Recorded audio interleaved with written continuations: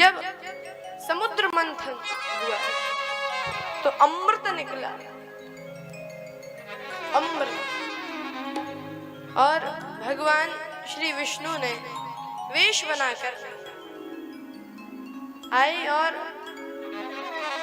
भांग बांटने लगे राक्षसों को और अमृत बांटने लगे देवताओं को। तो एक राक्षस देवताओं की लाइन में आ गया रूप बना के। तो जब उसको अमृत मिला उसने पान किया। तो कहा कि अरे ये राक्षस है। भगवान विष्णु भगवान अपने रूप में प्रकट हुए, चक्र से उसका गला काट दिया और गले तक अमृत पहुंचा।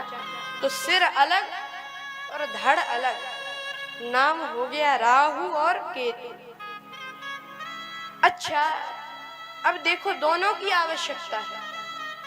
अगर राहु ना हो, अगर हमारा ये सिर ना हो तो हम विचार कैसे करेंगे?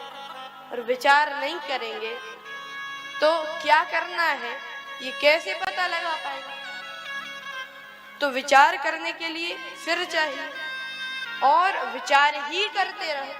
अगर हम विचार करेंगे और केतु ना हो, धड़ ना हो, तो हम काम कैसे करेंगे? इसीलिए दोनों जरूरी है, राहु भी और केतु भी। और मैं आपको बता रहा था कि विचार और कर्म मिल जाए तो जीवन धन्य हो जाता है। और मैं आपको बताऊं, विचार ही नहीं करना चाहिए, कार्य भी करना चाहिए।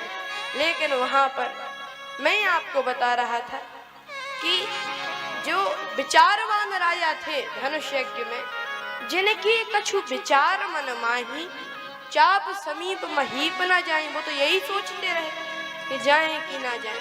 नहीं, विचार के साथ कर्म भी होना चाहिए। तो मैं आपको बता रहा था कि जिनके कछु विचार मन माही, चाप समीप महीप न जाही। कुछ राजा तो गए नहीं धनुष के पास, लेकिन जो अभिमानी थे वो तो मानने वाले नहीं थे। तो हरि कर बांध उठे, इन्होंने कमर कसी, फिर उठे।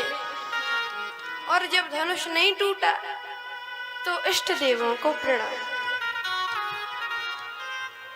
इष्ट देवों को प्रणाम करने लगे। जब धनुष नहीं टूटा तब किया जो काम सबसे पहले करना चाहिए वो बाद में किया, तभी नहीं टूटा धनुष। लेकिन जनक जी ने देखा कि जिनसे धनुष हिलना है वो तो अपनी जगह से हिल नहीं रहे, जिनसे धनुष हिलना है वो अपनी जगह से हिल नहीं रहे, और जिनसे नहीं हिलना है वो बिना हिले मानते नहीं। और समाज में आजकल यही आपत्ति है, जिससे काम होता है वह तो करता नहीं है, और जिससे नहीं होता है वो बिना किए मानता नहीं। बीच में तो जनक जी सोचते हैं राम जी से हिलना है, तो राम जी नहीं हिल रहे, तो राम जी कब हिले? कहा अगर लक्ष्मण जी खड़े हो जाएं तो राम जी अवश्य खड़े हो जाएंगे। तो लक्ष्मण जी छोटे भैया हैं, राम जी बड़े भैया हैं। छोटे भैया के खड़े होने से बड़े भैया क्यों खड़े हों? कहा कि इनका एक संबंध है। क्या संबंध है? कह रघुपति कीरति विमल पताका, दंड समान भयउ जस जाय।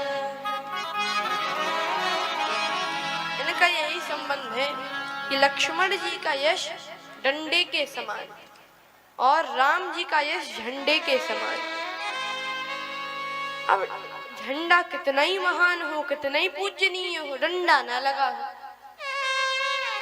लहरा ही नहीं सकता। हम खूब कहते रहे झंडा ऊंचा रहे हमारा, जब डंडा ही ना लगे तो कैसे ऊंचा रहे? इसीलिए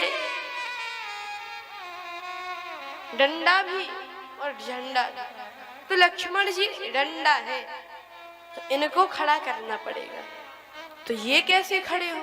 कहा, 2-4 क्रोध की बातें कर दो, अभी खड़े हो जाते हैं। तो जनक जी कहते हैं कि ये पृथ्वी वीरों से रहित हो गई, ये पृथ्वी वीरों से रहित हो गई। और ऐसा कह के देखा किसकी तरफ? लक्ष्मण जी की तरफ, कि असर हो रहा है कि नहीं। क्योंकि कहने वाला देखेगा ना, जिसके लिए बोल रहा है उसकी तरफ देखेगा।